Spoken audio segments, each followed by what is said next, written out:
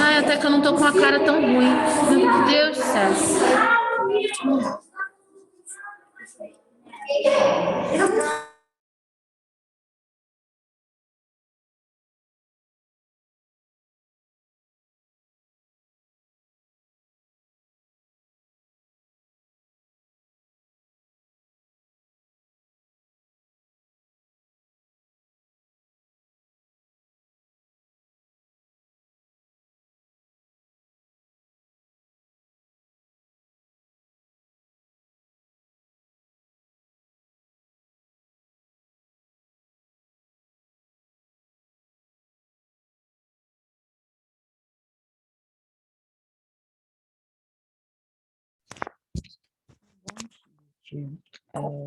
Bom dia. Tudo bem, tia? Tudo bem? Que bom. Eu tô bem, tia. Tudo legal, tudo lindo. Pegar água, gente, só um minutinho. Tá bom, tia.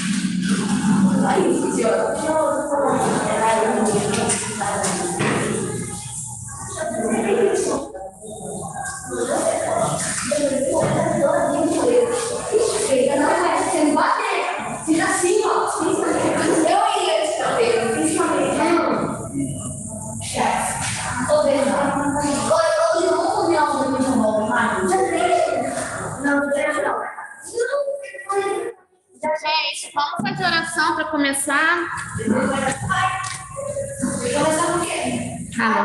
É, nossa aula, né, bebê? Agradecer a Deus pelo dia de hoje, pela nossa semana, bonito. Pela nossa semana, que seja uma semana de paz. Adivinha? Que seja uma semana de paz. Possamos. Já começa a prova, né? Semana do meu aniversário também. Que cara é essa? Quantos anos eu vou fazer? 41. Que nós estejamos. Você tá ficando velha. Quê? Oi? Hã?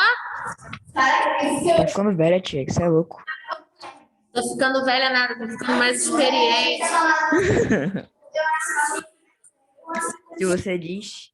Se você diz, tá dizido.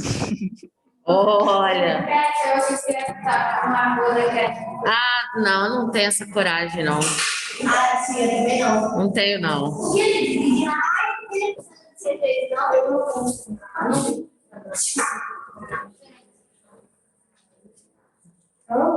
Podemos? Nós estamos reunidos em nome do Pai, do Filho e do Espírito Santo. Amém. Pai nosso que estás nos céus, santificado seja o vosso nome. Venha a nós o vosso reino. Seja feita a vossa vontade, assim na terra como no céu. O pão nosso de cada dia nos dai hoje. Perdoai as nossas ofensas, assim como nós perdoamos a quem nos tem ofendido. E não nos deixeis cair em tentação, mas livrai-nos do mal. Amém. Ave Maria, cheia de graças, o Senhor é convosco. Bendita sois vós entre as mulheres.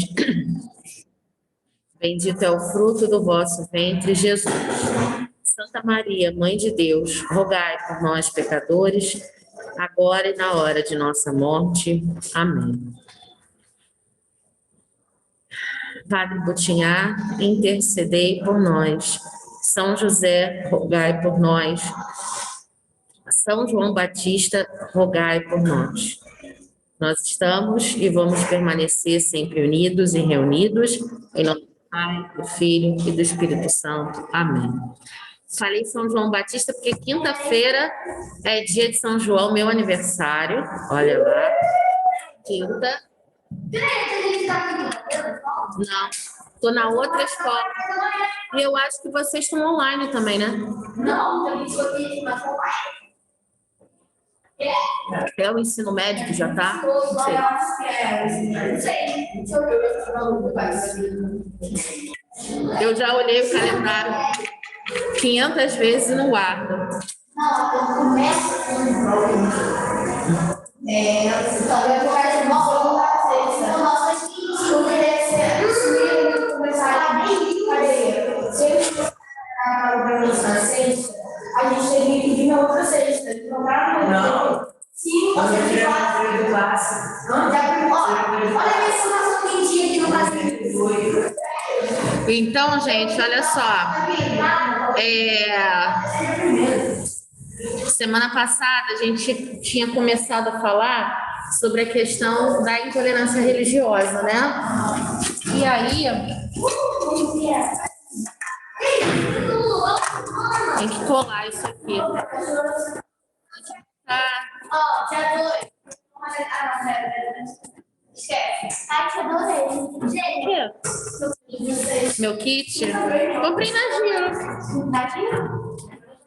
Porque o pote né? O pote e a garrafa. Aí eu comprei os dois da mesma cor.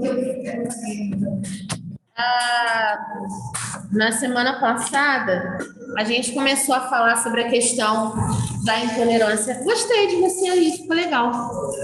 Da intolerância religiosa. E eu até dei o exemplo para vocês do meu vizinho lá que colocou uns folhetos lá na minha porta e tal, né?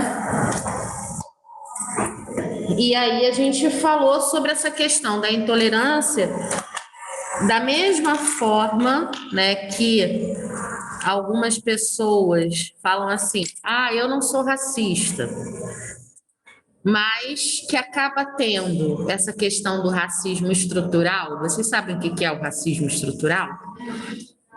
O racismo estrutural é quando você tem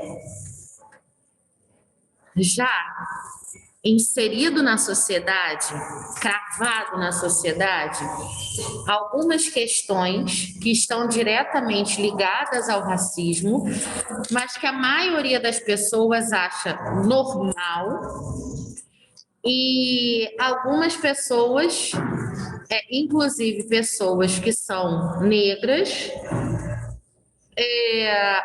não acham que determinadas situações são formas de racismo. Oi.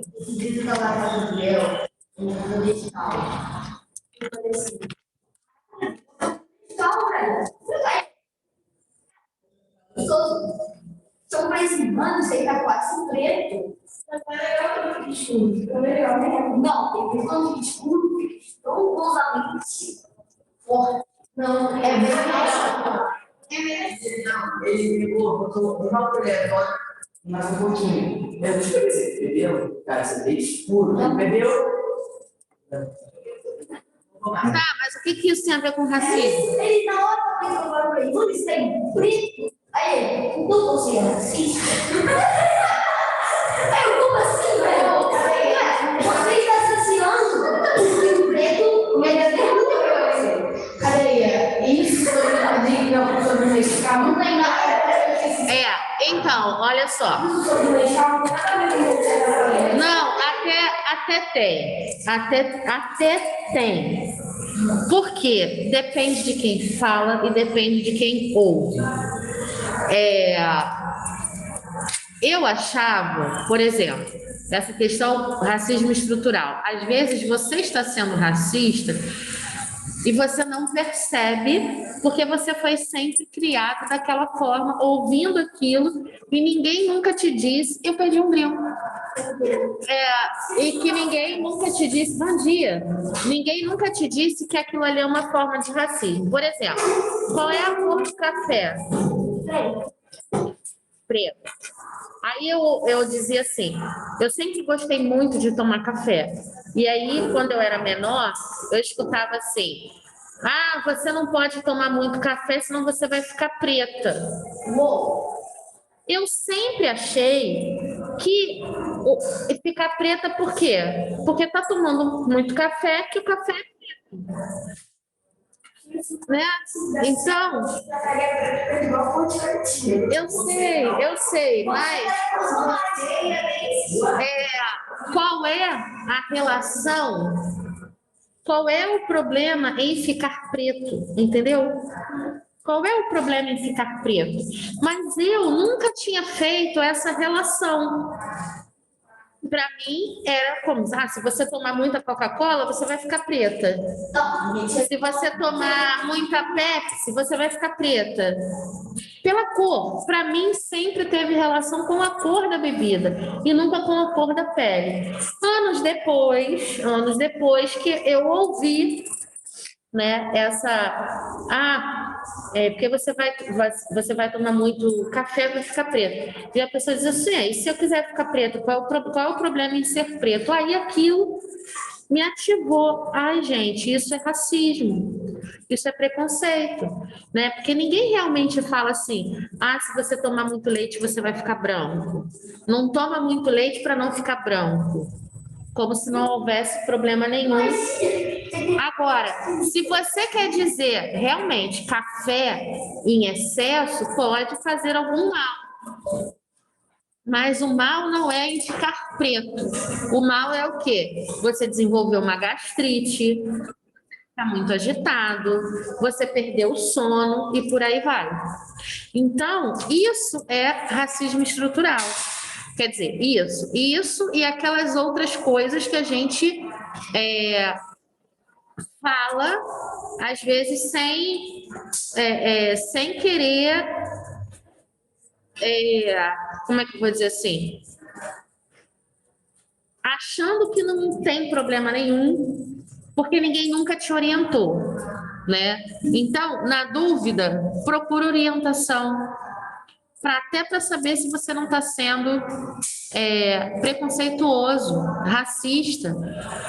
E aí, eu sempre falo isso, né? Eu nasci numa geração em que você tinha músicas falando de mulatas, você tinha música falando do cabelo dos outros, marchinha de carnaval era o que mais tinha, né? Você tinha música falando da opção sexual das pessoas e todo mundo cantava isso, inclusive, né, as pessoas que eram citadas nas músicas, e ninguém nunca achava isso uma ofensa. De um tempo para cá, as pessoas passaram a se conscientizar disso.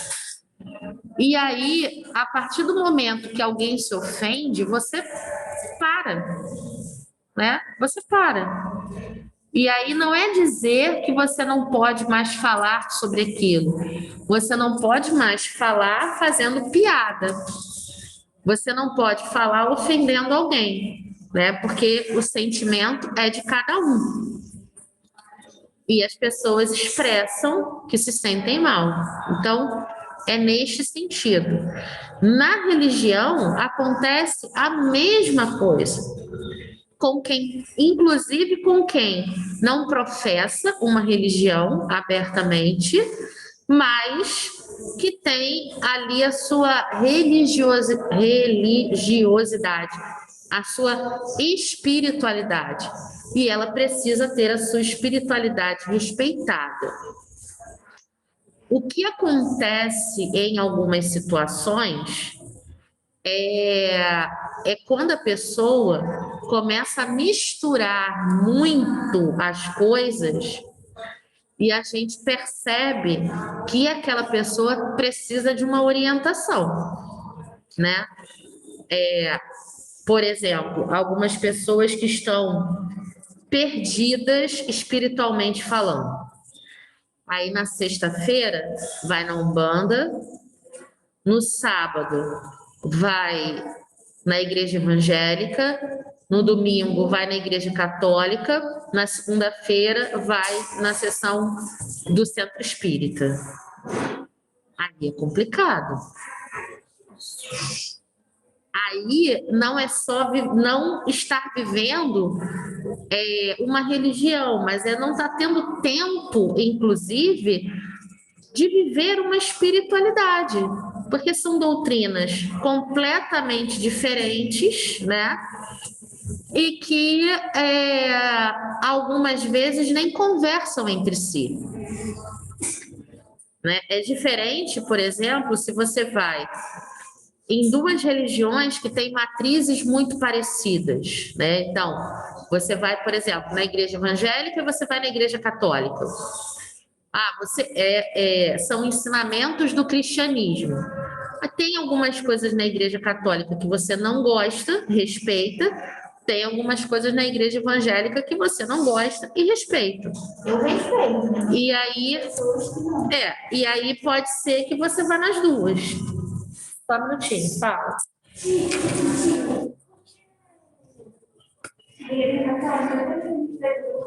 Tipo, eles não acreditam em Maria.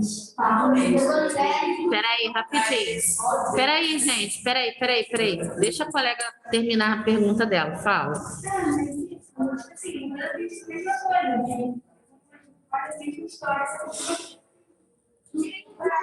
Tá, vamos lá.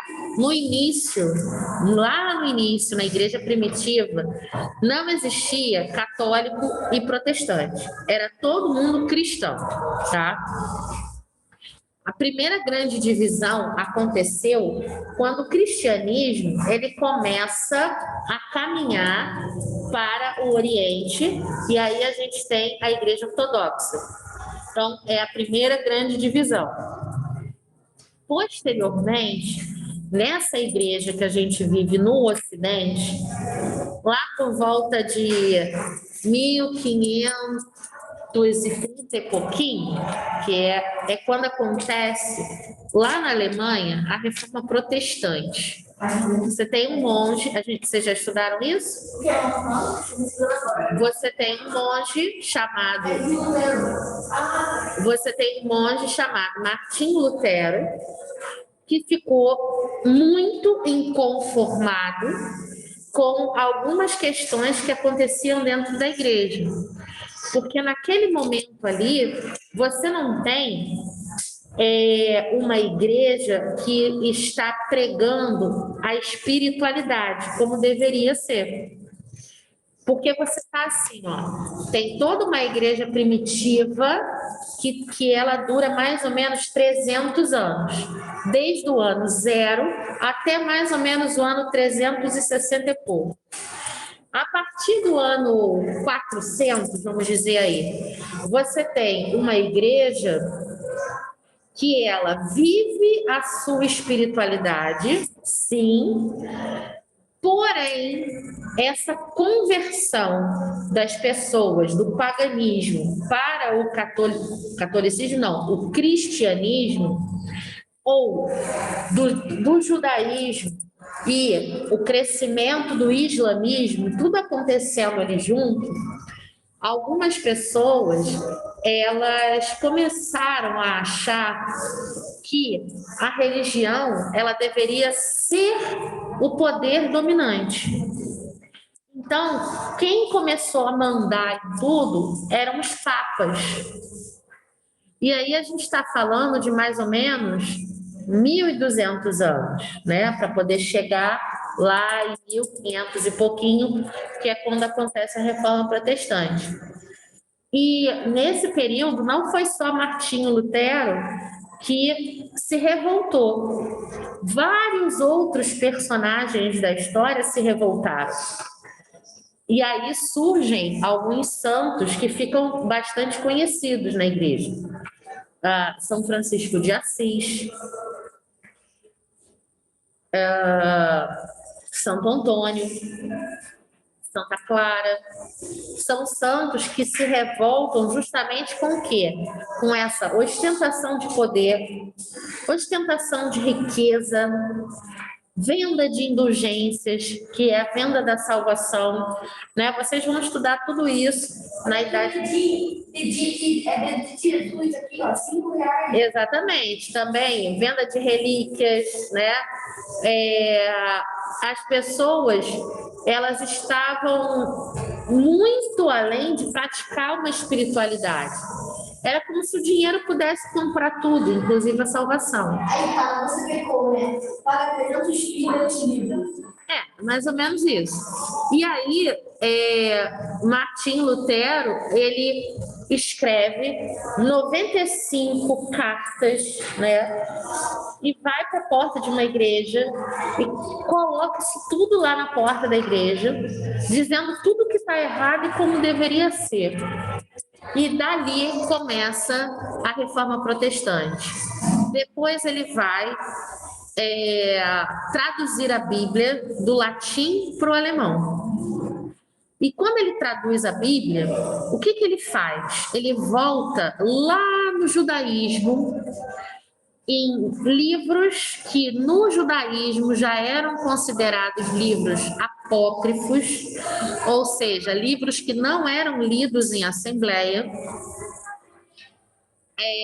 mas que na tradução foram traduzidos e formavam a Bíblia católica, a Bíblia cristã, né? Que era católico quer dizer universal. Então, era o cristianismo universal, digamos assim. Esquece universal do reino de Deus, não tem nada a ver com isso, tá?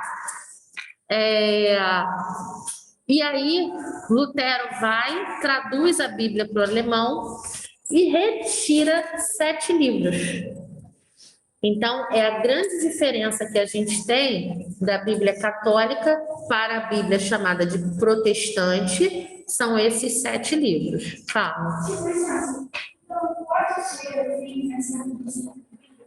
Pode ter algumas coisas. Quando? Eu de produção. Nessa retirada dos livros, ele incluiu alguma coisa? Não, ali ele não incluiu nada, ele só tirou, tá? Não houve nenhuma inclusão de livros. O que acontece lá no judaísmo é que não é que, vamos lá, não é que esses livros não sejam livros verdadeiros. São livros verdadeiros. Só que você tem uma oralidade, tá? Tudo é passado, isso eu estou falando lá nos judeus, eu não estou falando, não cheguei no cristianismo. Tudo é passado pela oralidade. Aí vamos supor, eu falo a mesma coisa aqui, vamos supor que eu vou passar uma experiência para vocês, vocês vão ter que redigir tudo que eu escrevi. Peraí, calma, esse negócio hoje está difícil. Vocês vão ter que redigir tudo que eu falei na aula. Escrever. Vocês vão tirar da oralidade e vão passar para a forma escrita. Tudo que eu falei na aula. Cada um de vocês vai ter um jeito diferente de escrever. Alguns vão dar mais ênfase no que eu falei sobre o racismo. Alguns vão dar mais ênfase sobre o que eu falei sobre a Reforma Protestante. Então, assim, alguns desses livros, eles não são considerados lá no judaísmo livros apócrifos, porque eles foram escritos um tempo depois que aquele fato teria ocorrido. Entendeu? Antes de Esdras e Neemias, que é uma história bíblica. Então, antes daquela narrativa, aí depois alguém vem e escreveu? Como assim? Não pode. E aí, alguns judeus não aceitavam esses livros lá na sua Torá, que é a Bíblia hebraica.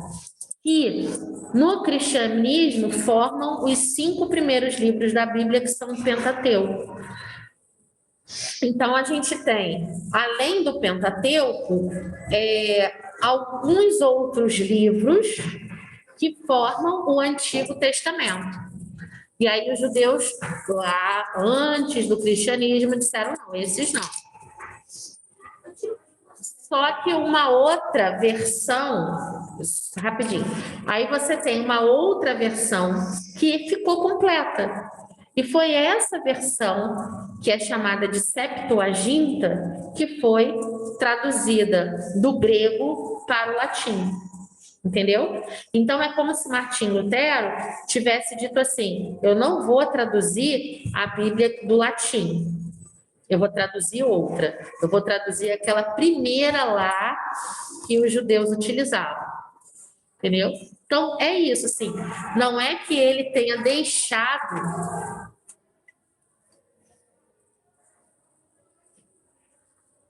alguma coisa de fora.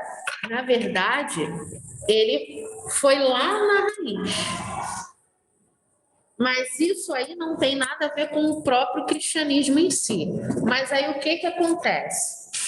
Uma diferença, por exemplo, no livro de 1º a 2º Macabeus, que é um livro bíblico, que tem na Bíblia católica, não tem na Bíblia protestante. No livro de Macabeus é onde estão descritos os ritos fúnebres e pós-morte que os macabeus faziam depois, quando falecia alguém. E os ritos da Igreja Católica fúnebres foram inspirados, a maioria deles, nesses 2 livros, 1º e 2º Macabeus.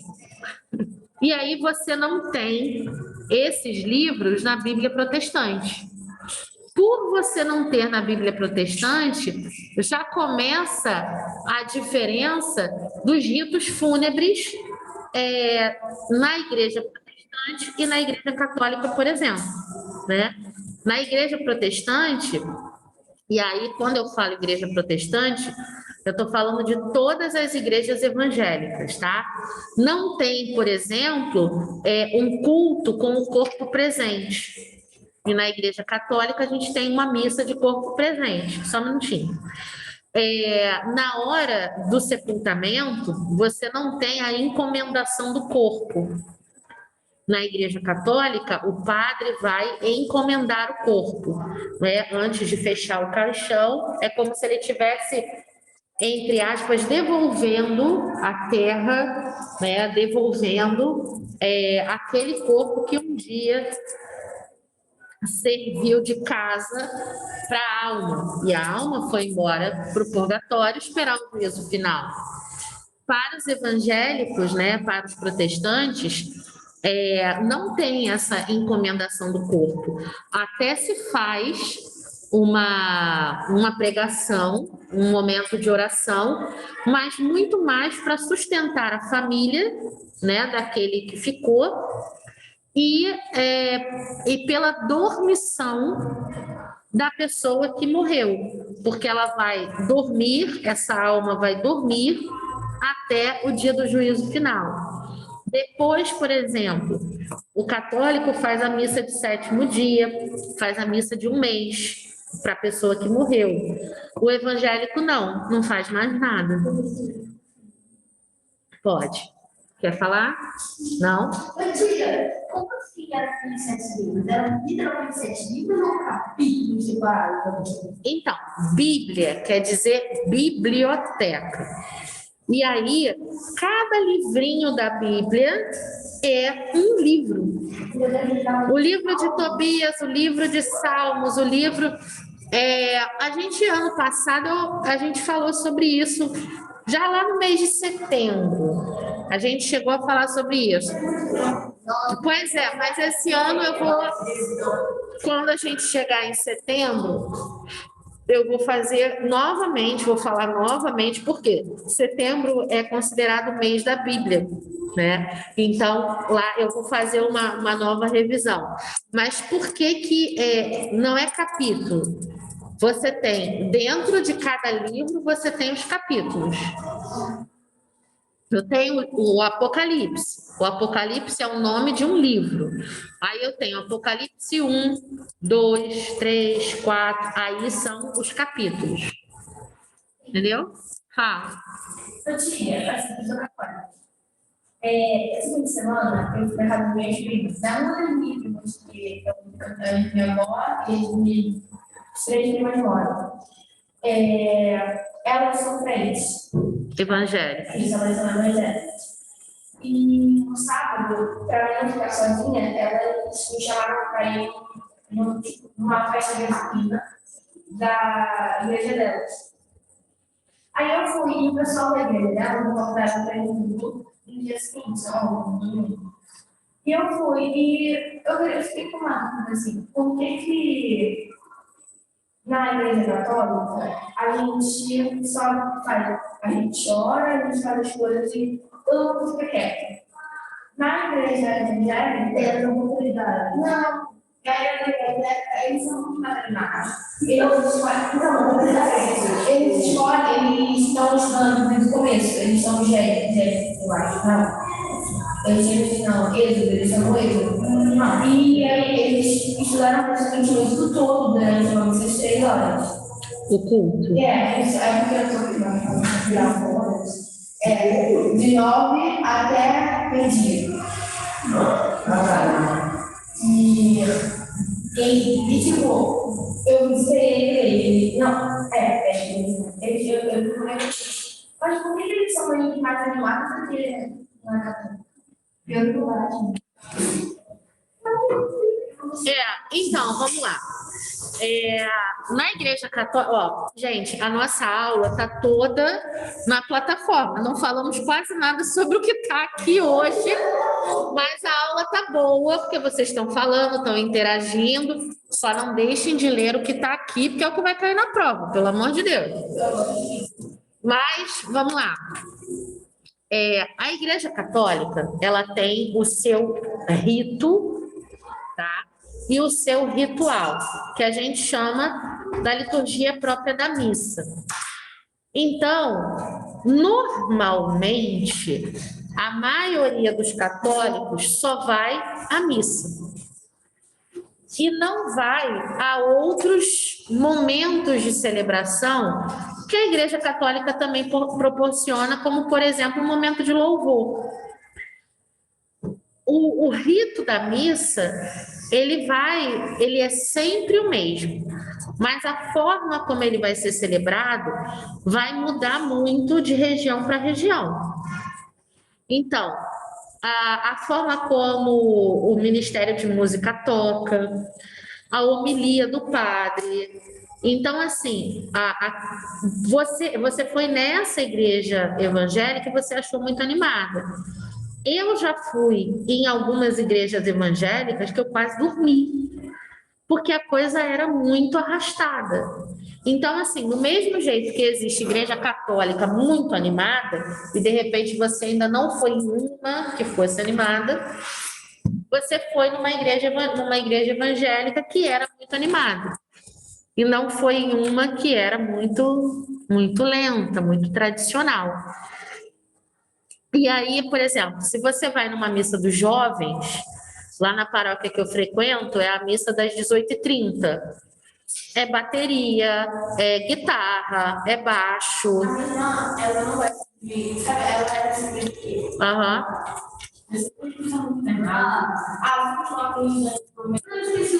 Sagrado Coração. Eu fui batizada ali. A minha igreja lá.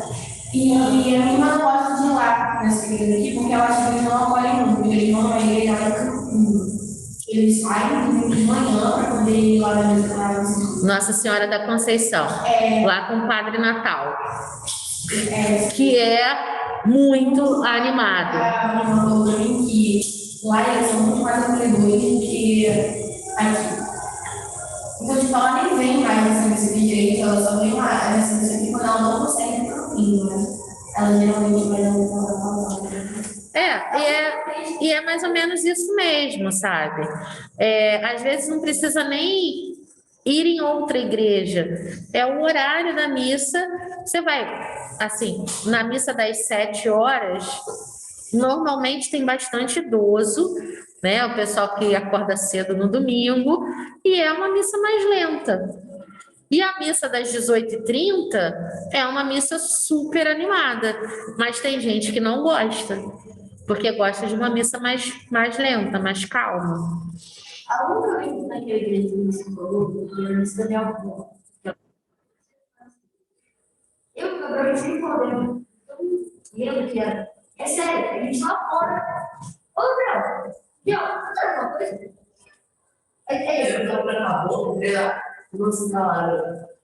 Olha só, gente, eu preciso que vocês leiam exemplos e práticas de intolerância religiosa, que está lá no final desse texto. Eu ainda vou voltar, leiam o texto todo, tá? Porque hoje a gente ficou falando sobre essas questões, tiramos as dúvidas de vocês, não tem problema. Ok, só não tô de história com a gente. E hoje tem aula de história. E vocês leiam e tirem dúvidas comigo também sobre essa questão da intolerância, tá bom? Pessoal que está em casa, tchauzinho, até amanhã com o empreendedorismo. Tchau, tchau. Tchau, Arthur.